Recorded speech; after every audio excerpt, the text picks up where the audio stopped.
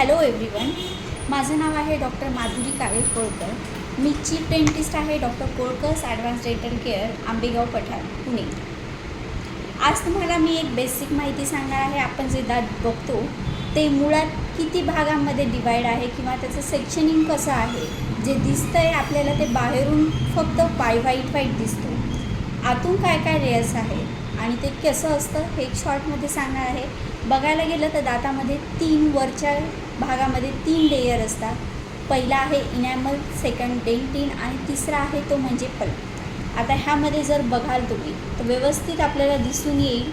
पहिला इनॅमल, दुसरा डेंटिन जो की पिवळा आहे आणि तिसरा आहे तो पल्प. आता ह्याच्यामध्ये इनॅमल आपण ज्यावेळेस हसतो त्यावेळेस जो पांढरा भाग दिसतो त्याला म्हणतात इनॅमल. तो खूप थीन असतो.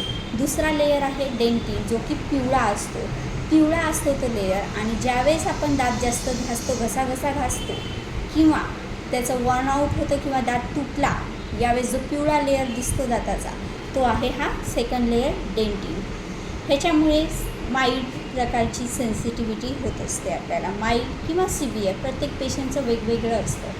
तुमचा लेयर कुठपर्यंत घासला गेला आहे, कितपर्यंत सिव्हिअरली कट झाला आहे किंवा निघाला आहे हे त्याच्यावर डिपेंड आहे.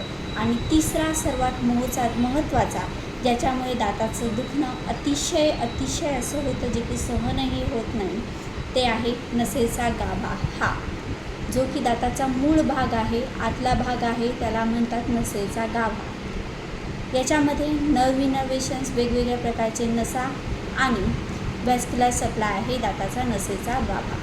हे आहे दाताचे वरचा भाग जो आपल्याला दिसतोय हिरड्यांच्या वरती, त्याच्याविषयी सेक्शनिंग माहिती.